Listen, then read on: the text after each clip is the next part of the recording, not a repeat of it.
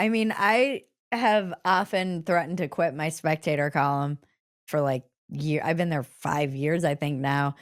And now I'm really glad whenever I have something that I want my daughter to maybe be able to read, I will write it for the magazine column, because I know I've had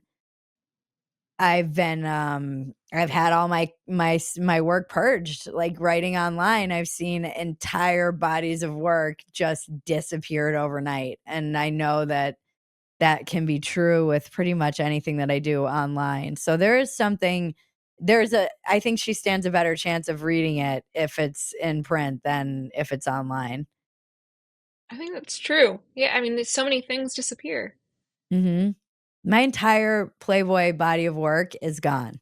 And it was I mean, I have it because I had a feeling that it was gonna get 86th, and so we took screenshots and have the PDFs of all of it, thank goodness, or I would have none of it, but it was overnight gone, and it was 100 I mean, just like a body of work I was so proud of. It's such a weird time in our culture, and it's just gone, and it was so much work. Like, I was doing a column a week for years, so Yeah. it was a lot of work, and effort, and it just gets washed away by the digital tide. You can go find it in the way back machine probably, but I don't even know if you can because Playboy's paywalled now, so I'm sure you maybe can actually, but it's still like, It's who wants probably to tough to fricking do that? find. Yeah, Yeah. yeah, it's wild. And that happened with my first website, my first iteration of Phetasy.com. Like, the server my web designer moved to Puerto Rico, the server disbanded and moved to France or something, and I woke up and my entire blog that I'd been working on for years was just gone. Oh, Yeah. I still remember the, like, absolute it's like, I viscerally remember that feeling so well, even in this moment. I never even talk about it because it was so dramatic.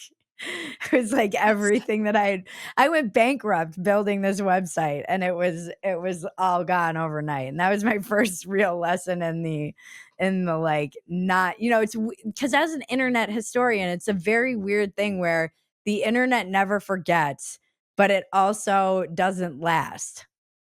yeah, it's like an oral culture. Mm, Um, right? So it's a lot of this that's so stuff.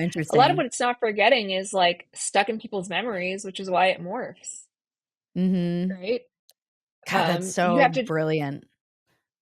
just accept it in the moment in a way. And a lot of the work I do is like I'm not often in like I mean it's impossible to go into like archives because there's all this context, right? And like the things that people say, right? So things that people post, if you don't know the mood and what's going on in group chats and what these things represent, then it's useless. Reading forums and stuff doesn't make any sense because there's all these other components that you can't that like really aren't that helpful. It can be a little bit helpful, right? But it's not just the work of finding broken links.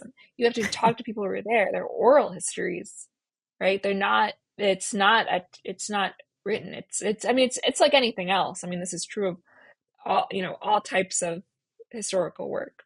But I think people don't realize it's also true of the internet because it's text based or video based. But It's like so true. yeah, you don't know what people's reputations were. You can't always access comment sections. I mean, there's so many components of it. You really just need to talk to a bunch of people who are there and then do the hard work of who's lying, what's true. That's so wild. It really is. That's so interesting and kind of like uh just yeah, that's I've really never thought about it that way until you put it this way. Have you written about this? No, I just I You don't know. I assumed it was like obvious or something, and like I haven't written I know, about it. but I think you're so guilty of being so brilliant and having this kind of insight that's so simple and you think everyone takes for granted, and it's like not it's so obvious when you say it, but it's not obvious. You should write about it. Long story short, you should I write I, about I this. will. I will write about it. But yeah, that's I why I think you should. interview people all the time, right? So I do these Mhm. case studies, and sometimes I post the interesting ones. But I'm constantly talking to people about their internet usage, but it's because like I can't rely on my own memory. I wasn't there in all places at all times, but I just have to find the patterns, like what themes come up again and again and again. Yeah. Um, and it's without it, then it's like you don't really have context. Like you don't really know, and you need to constantly be talking to people and constantly looking at the notes. Otherwise, it's like you'll never know.